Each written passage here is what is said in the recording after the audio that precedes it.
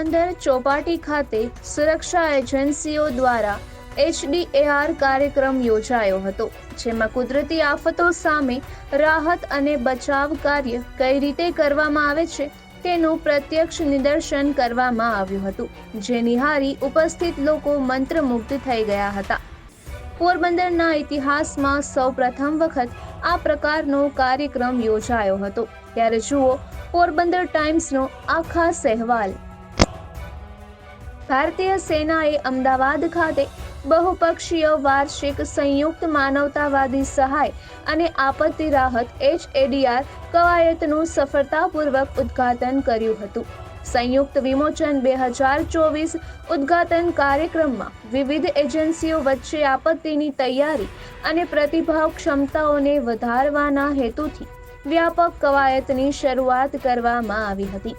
આ ઇવેન્ટમાં ગુજરાતના દરિયાકાંઠાના પ્રદેશમાં ચક્રવાતની થીમ પર ધ્યાન કેન્દ્રિત કરતી ટેબલ ટોપ એક્સરસાઇઝ દર્શાવવામાં આવી હતી.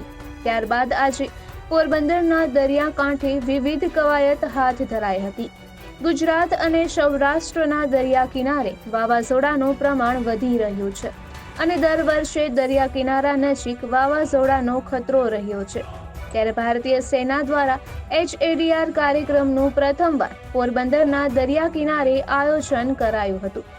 આ કવાયત છેલ્લા 8 વર્ષથી અલગ અલગ વિસ્તારમાં કરવામાં આવે છે અને દર વર્ષે તેની મુખ્ય જવાબદારી એક સેના પર હોય છે. ત્યારે આ વખતે આર્મીએ મુખ્ય આયોજકની જવાબદારી સ્વીકારી હતી.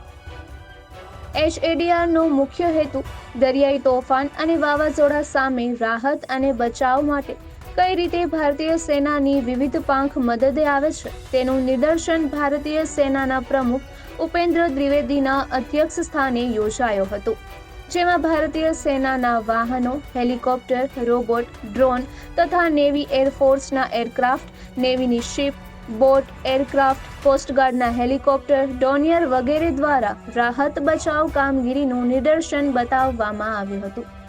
આ ઇવેન્ટમાં ભારતીય સેના, ભારતીય નૌકાદળ, ભારતીય વાયુસેના, ભારતીય coast guard, national disaster response force, state disaster response force અને અન્ય કેન્દ્રીય અને રાજ્ય એજન્સીઓના કુદરતી આફતોના સંબોધવામાં સહયોગી પ્રયાસો પર પ્રકાશ પાડવામાં આવ્યો હતો.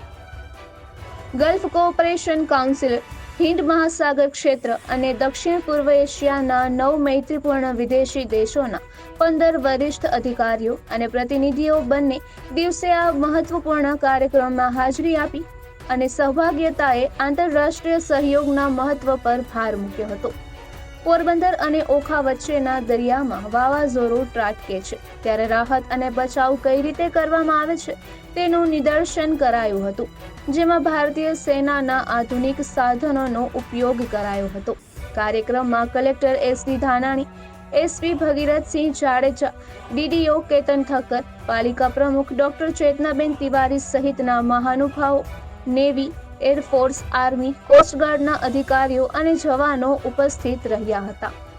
ચોપાટી ખાતે 5 પોઈન્ટ બનાવવામાં આવ્યા હતા, જેમાં પ્રથમ પોઈન્ટ હજુર પેલેસની ઇમારત પર વાવાઝોડામાં ફસાયેલા લોકોને હેલિકોપ્ટર વડે બહાર કાઢવામાં આવ્યા હતા. ત્યારબાદ તોફાનના લીધે માર્ગ પર પુલ ડેમેજ થાય ત્યારે આર્મી દ્વારા તાત્કાલિક ગણતરીની મિનિટોમાં જ નવો પુલ બનાવી રાહત બચાવ પહોંચાડવામાં આવે છે તે દર્શાવવામાં આવ્યું હતું.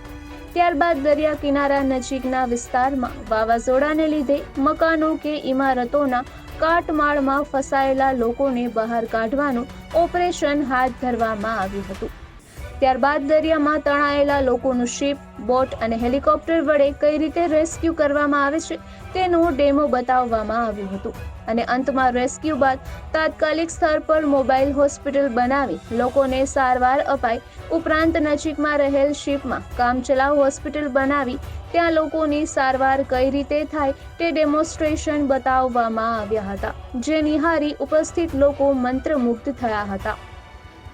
સાથોસાથ રાહત અને બચાવ માટેના અત્યાધુનિક સાધનોનું પ્રદર્શન પણ યોજવામાં આવ્યું હતું, જેમાં ડિઝાસ્ટર રિસ્પોન્સ ટૂલ્સ, તબીબી સાધનો, સર્વાઇવલ ઇક્વિપમેન્ટ, શોધ અને બચાવ માટેના સાધનો, advance communication system, disaster logistics solutions, clean and green energy, small arms, fire power સહિત વિવિધ પ્રકારની આધુનિક ટેકનોલોજી પ્રદર્શિત થઈ હતી.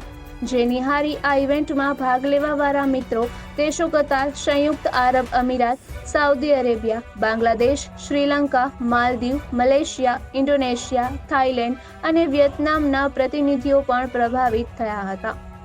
સંયુક્ત વિમોચન અંગે અગાઉથી વિવિધ વિસ્તારમાં બેનર લગાડીને જાહેરાત કરવામાં આવી હતી. ઉપરાંત છેલ્લા 1 માસથી ચોપાટી ખાતે ચાલી રહેલી તૈયારી પણ શહેરીજનો નિહાળતા હતા. આથી કાર્યક્રમને લઈને અગાઉથી જ શહેરીજનોમાં પણ રોમાંચ જોવા મળતો હતો. આથી મોટી સંખ્યામાં શહેરીજનો કવાયતને નિહાળવા માટે સવારે જ ચોપાટીએ પહોંચી ગયા હતા. પરંતુ ત્યાં ગેટ પરથી જ આમ જનતાને કાર્યક્રમમાં પ્રવેશ ન હોવાનું જણાવી તમામને અટકાવી અને પરત મોકલાયા હતા.